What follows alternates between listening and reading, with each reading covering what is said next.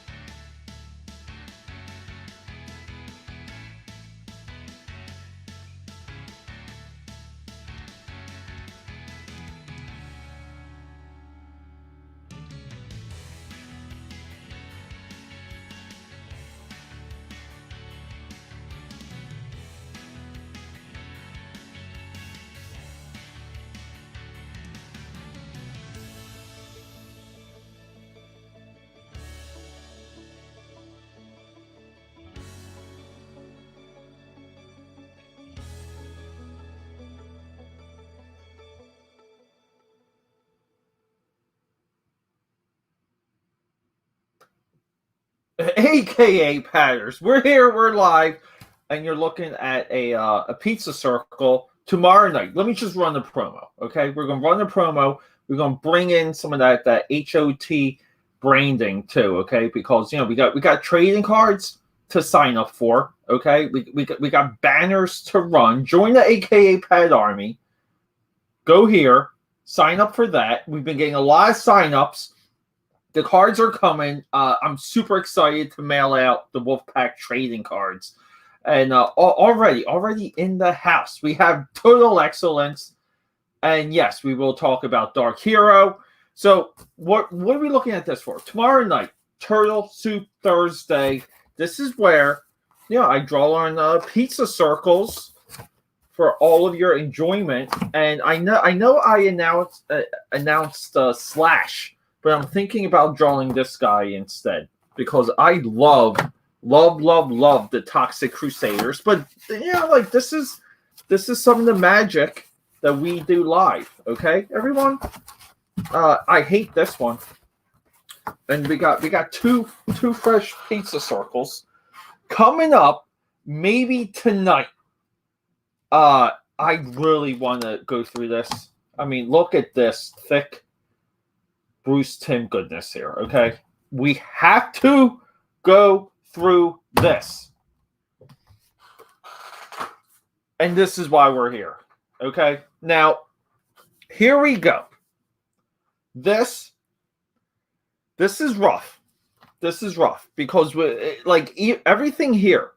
I mean, we have Jim Lee, one of my favorite artists.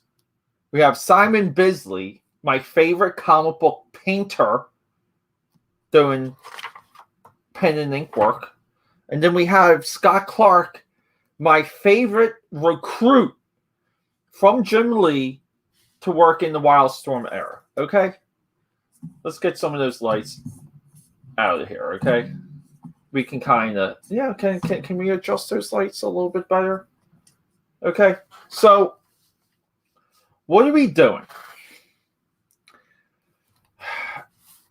This is tough, everyone, okay? We have the introduction of Warblade here. Now, I pulled this from the Wildstorm Wednesday archives just because I just want everyone to see two characters. Pike, and then, we have to kind of get to it. It takes Warblade a little bit of time in Wildcats #1 to appear. And there he is. Okay? So this is the beginning of Warblade. This leads into Wildcats 4-issue miniseries. 1992.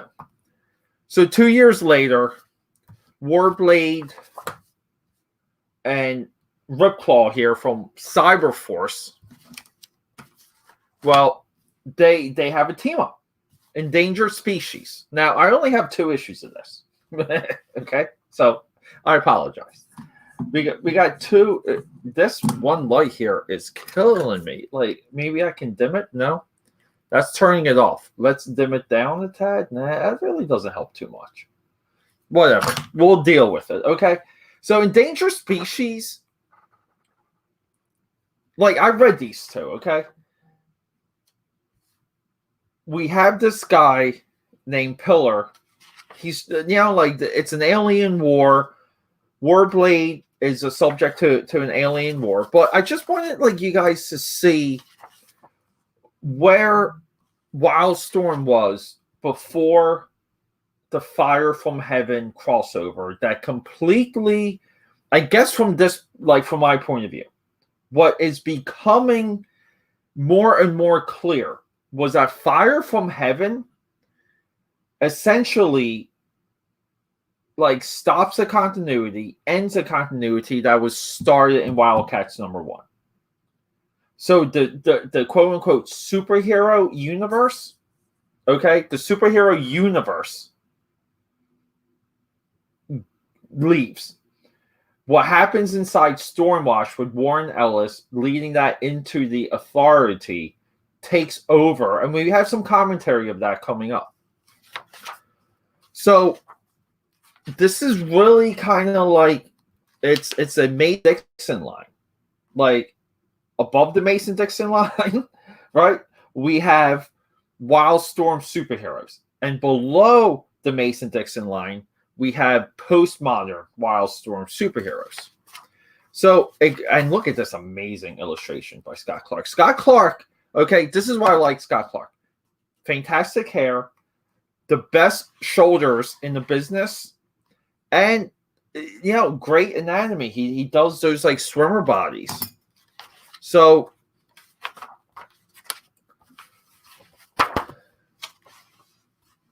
the idea of heroics, the idea of like almost like stopping evil from destroying the world, saving people you don't know, fighting for people you do not know. These are the themes of the superhero, okay?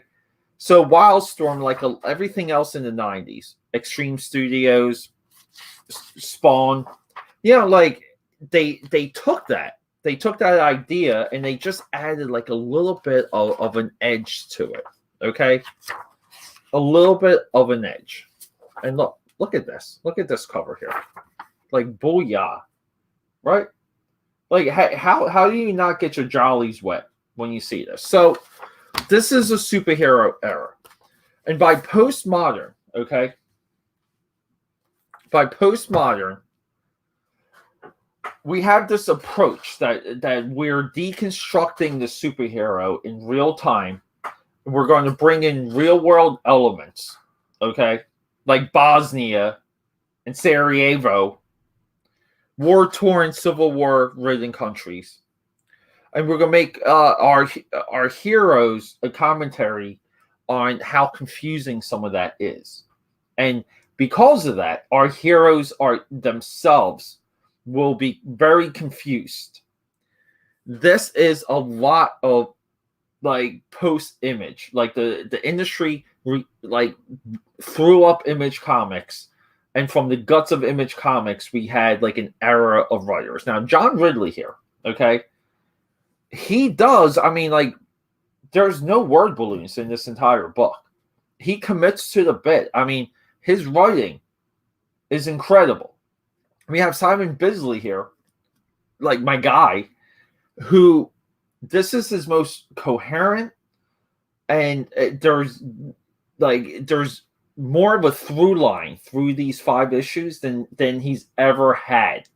Okay, they're setup and payoff. These are things not common with Bisley. Okay, but Bisley just sits down and he draws a script, and this is clear because there's not a lot of Bisley in here, and that breaks my heart because we do want a writer's industry and we do want an artist industry, but this is a visual medium, and the writers just have to write and work with the pages that they are given. Some of these publishers have to be less bottom line. I hate to say it like that. Less bottom line and more into the idea of taking away an advertiser's page to add a new page if the writer deems that like necessary when they get the artwork back. Okay, so we're like full in corporate Wildstorm here. Okay. This is tough. Warblade's a freaking artist. He trashes Codenames, his previous team, their centuries-long war. So everything you know about Warblade, even from the cartoon series, he trashes right here. God, if the constant slaughter wasn't enough, our Codenames alone made a depressing lot. Postmodern deconstruction. Now, you can deconstruct anything you want, but you need an angle. And see what I mean? Like, there's no word balloons. This is all caption. It's all narration. So one of Jim Lee's like best villain, like I guess Jim Lee's maybe like his best villain design is this guy right here, Pike. Animated series, he made it onto the Playmates toy line. So we have a flashback. Pike comes in, kills. So Warblade is just tortured by women in these 5 issues. Women and alcohol, okay, right? Because we, like, you know, like it's low hanging fruit. We're trying to be gritty. We're trying to be dirty. Like, you know, like it really doesn't come through. But it doesn't mean John Ridley's not writing his ass off, because he is. But Pike, Jim Lee's best design, busts in, kills his babe, beats up Warblade. Warblade recovers, hunts him down. Corporate comics here. Look at that. Nice splash page here. Like, let's go. And then he decapitates Pike. And this is kind of cool because, like, you know, we do want to show off how deadly Warblade is. Okay, here. People like me were undesirable. In a universe where those with powers were more suited to parades than practical applications of justice pricks. And he's talking about the Authority. That's also like a bad take on what the Authority meant. The Authority were more or less tyrants within that miniseries. So Warblade gets a new girlfriend. There's some like off-colored comments here, okay, that probably wouldn't stand up today. But, you know, like, this is Bisley drawing, dude. Like, people banging, naked girls. Warblade being a lonely, homeless artist just sucks. On his way home, you know, like, look, he's banging this. He's railing this girl pretty good here, too. But, you know, like, he takes his walk home, not selling anything. And he just sees, like, people dying, people getting killed. This is like a Toxic Avenger, RoboCop, hobo with a shotgun, Uzi Susie universe here.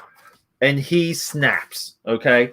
Turns into Warblade and completely shreds these guys. And then, like, kind of like he gets stuck talking to this inspector guy.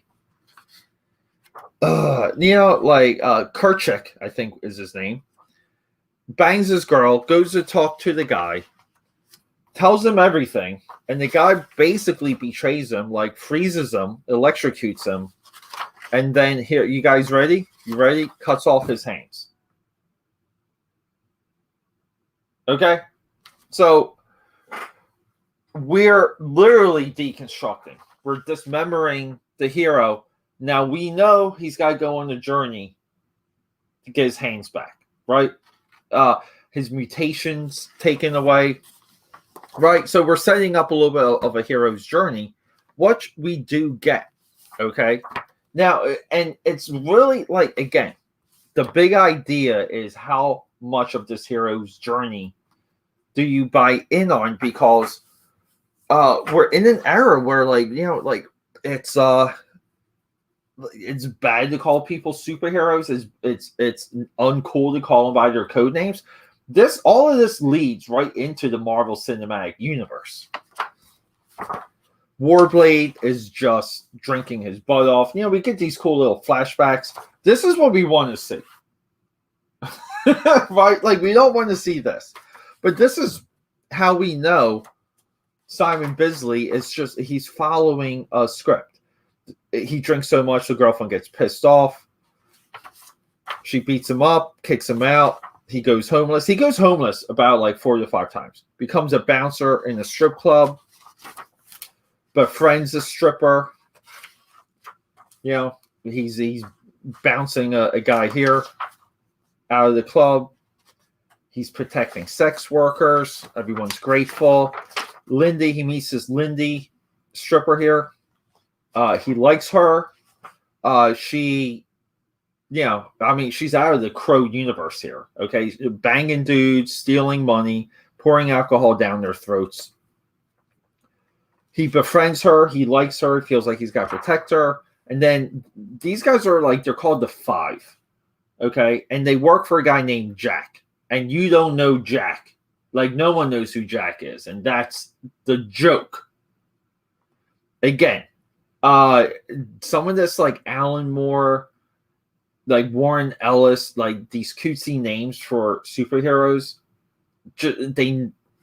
they help take the taste out of people's mouth of why superheroes were cool. But anyway, these guys start going through. Lindy like comes through, blows the one guy's head off. We have a really like again. I really don't think Bisley was inspired much like drawing this. I really do have to say, even though this is his most complete sequential work, but he gets his butt kicked by the 5. So again, like we bring up the hero, we tear him down, and that's basically the formula for every issue. Some of the best parts of each issue are these like flashbacks that the issues like open with. The 5 are about to kill Warblade here. They get their heads blown off by Liddy. They escape. They fight a little, then they escape. They escape back to his loft.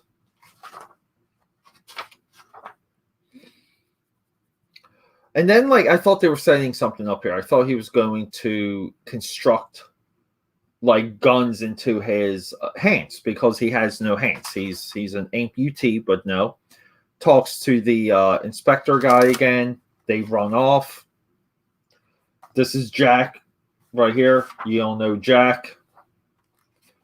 Like, a lot of this is it's tough because it's not what we want to see.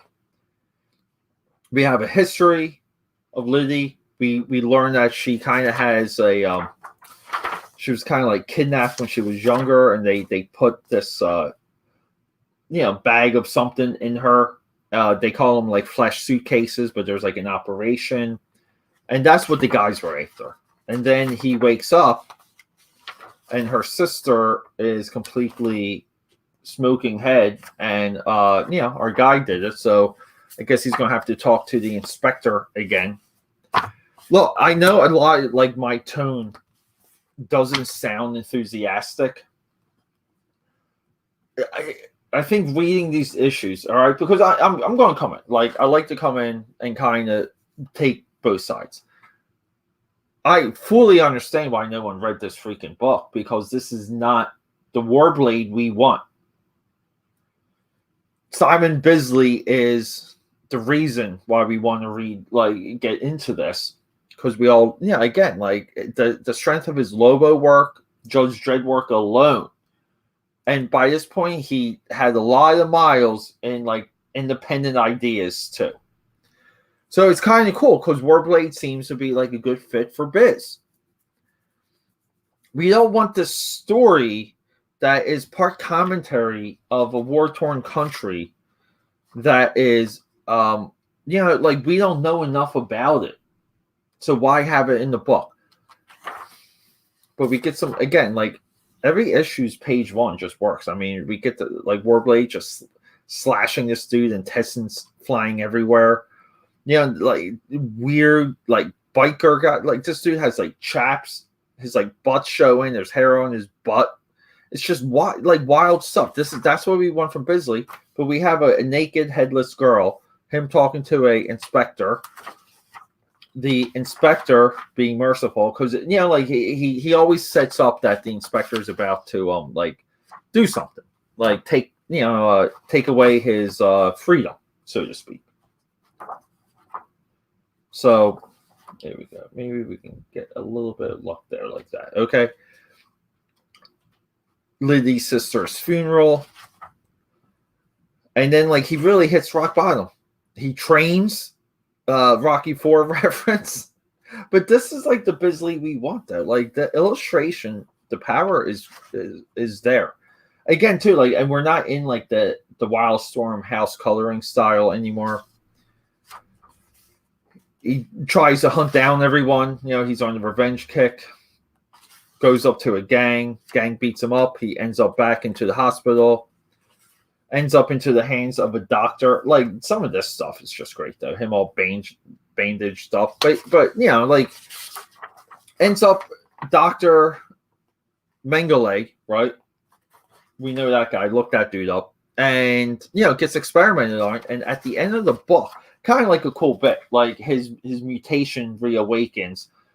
he gets his medal back, and he goes into like this cocoon. Really cool stuff, right? And then like we're already at issue 5 right here. Fantastic cover, by the way, right? I mean, this is the cover of the entire series. This cover doesn't sell the book. This cover doesn't sell the book. So I think some of the editorial, some of the direction for this, clearly Bisley kind of, was just getting work. I don't know. I mean, stuff could have been happening. But then, we have these, cool, dreamy, metaphor sequences, right? Like, this is his, entire life.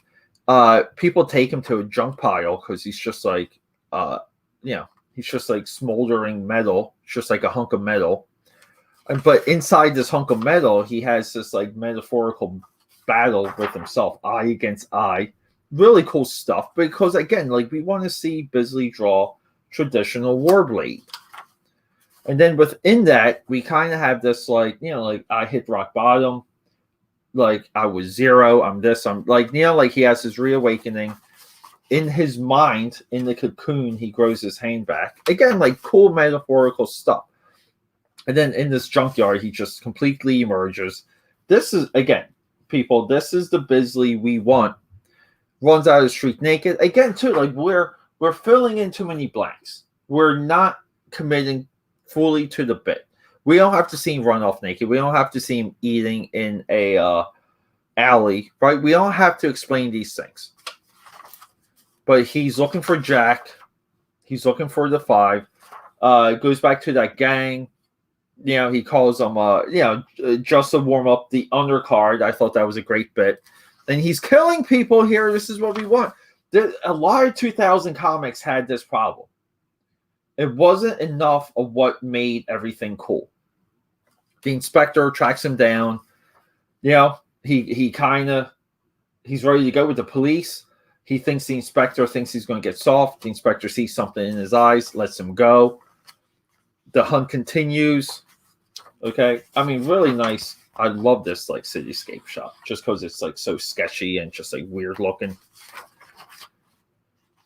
It's all out of war. He kills the 4 that were the 5. Nice 2 decapitations here. So now we got 3 decapitations and 1 head getting blown off in 5 issues. That's a home run. Great shot here. Nice interpretation of the blades. Really cool stuff.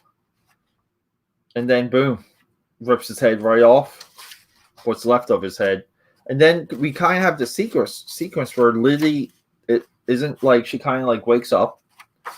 And then we see Liddy was behind everything. She killed her sister. She electrocuted him. She set him up. And in a note of compassion, because I guess this is a part of the Bosnia and these civil wars. But he lets her go because he discovers compassion. He's back to normal. And he's, I'll deliver a thesis on that kind of bloodbath when I finally found Jack. So there's an editor's note that I believe it's issue 3 that this takes place. It's got to be 2 then. That these issues take place. Editor's note. Editor's note. The events of this book take place after Wildcats Volume 2, Number 7, and before Devil's Night Annual Wildcats. Because Wildcats is in a drastically different direction at the same time. So, our founding member of Wildcats, one of our, original dudes, right here, he's not even a part of the Wildstorm universe. So, 9 years. He's only relevant for 9 years. And the big point I want to make, okay, is we don't do this. We don't do this to our characters. Everything we saw here, we take a different character or we take a different idea and we do it. We can even put it in the same universe. But the idea that, could you imagine if they only gave Batman, Shazam, Superman, Wonder Woman, Spider-Man, like 9 years and then like completely deconstructed and destroyed and ripped apart the character in 9 years. No, you have to like stick to normal. Now, given everything cycles back, right? Like at the end of issue 5, he essentially is Warblade again, right? So they kind of stick to the rule. They return him to normal. But at the same time, though, we don't want our writers wasting artists' talent. Now, and maybe like that was part of an arrangement. This is worth some research to maybe try and dissect and figure out exactly what happened to Bisley on this. But they really did tear apart the entire Wildstorm universe. This is clearly the end of the Wildstorm universe. If you want to go through what else was being published at the time, I mean, the Wildstorm universe titles right here: The Authority Revolution, The Intimates, Majestic, Razor's Edge Warblade, Sleeper Season 2, Wild Girl. Okay, like the Wildstorm universe is completely gone. Its authority down. It's really not there. And at this time too, look, Wildstorm Signature, which was their like homage line, ABC, which was Alan Moore, and CMX. We have 4, 8, 12. We have 12 books outside of Wildstorm proper. And I really want to say, I really want to say that they really lost their way, and this is proof of that. And it sucks because I feel like a lot of these books, they exist. A lot of these characters exist because ideas are retold and they're whittled down and it's passed on. Now, it's all contract work. You have to sell books, but along the way, you can add and subtract. And that's where, like a lot of the outrage is when they do Spider-Man one more day. We can understand that. But everyone, thanks for hanging out. Until next time, tomorrow night, get ready. Turtle Soup Thursday.